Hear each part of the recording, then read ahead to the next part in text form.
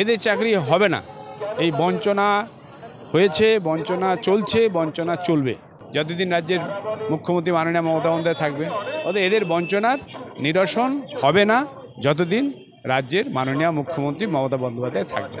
এটা হচ্ছে পকেটমার, নিজে অপরকে পকেটমার বলে চিৎকার করে নিজেকে আড়াল করার চেষ্টা করে। এটা সেটাই চলছে। এদের চাকরি হবে না। এই বঞ্চনা হয়েছে, বঞ্চনা চলছে, বঞ্চনা চলবে। তার কারণ একটাই, কোনো মুখ্যমন্ত্রী বিদ্বেষী মনোভাব থেকে নয়।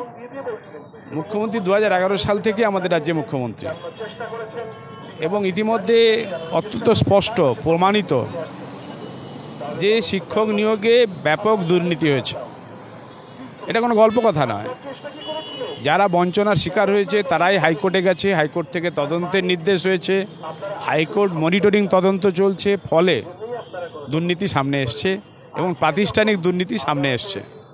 প্রাতিষ্ঠানিক কথাটা আমি কেন বলছি, যে প্রাক্তন শিক্ষামন্ত্রী, প্রাক্তন স্কুল সার্ভিস কমিশনের চেয়ারম্যান, প্রাক্তন মধ্যশিক্ষা পর্ষদের প্রেসিডেন্ট ইত্যাদি ইত্যাদি শিক্ষা সংশ্লিষ্ট ব্যক্তিরা ইতিমধ্যে গ্রেপ্তার হয়ে জেলবন্দি হয়ে আছে।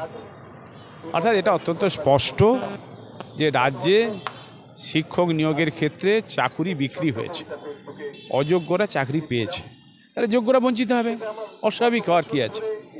এবং বঞ্চনার পরে তারা যখন পথে নেমে প্রতিবাদ করতে চাইছে তখন 1000 দিন হতে চলল।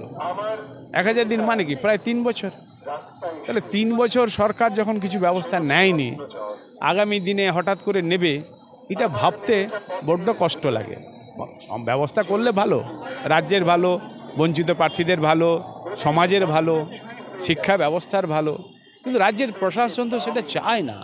শিক্ষা ব্যবস্থা ধ্বংস হয়ে যাক, চাকরি বিক্রি করে দলের নেতারা টাকা পয়সা কামাক, মোটা হয়ে যাক, অর্থনীতি তাদের চাঙা হোক, এটাই তাদের লক্ষ্য। সেই লক্ষ্যে তারা এগিয়ে যাবে যতদিন রাজ্যের মুখ্যমন্ত্রী মাননীয় মমতা বন্দ্যোপাধ্যায় থাকবে। এদের বঞ্চনার নিরসন হবে না যতদিন রাজ্যের মাননীয় মুখ্যমন্ত্রী মমতা বন্দ্যোপাধ্যায় থাকবে। আচ্ছা, আদালতে গেল কেন ব্যাপারটা?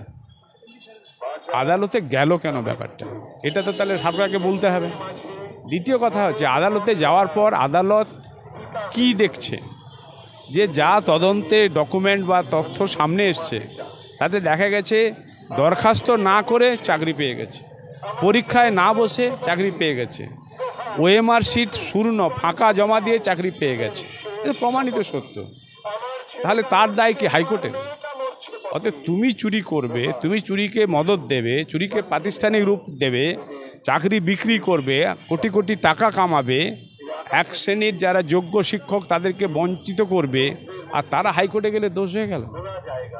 আর হাইকোর্টে দায় দিয়ে 3 বছর ধরে হতে পারে?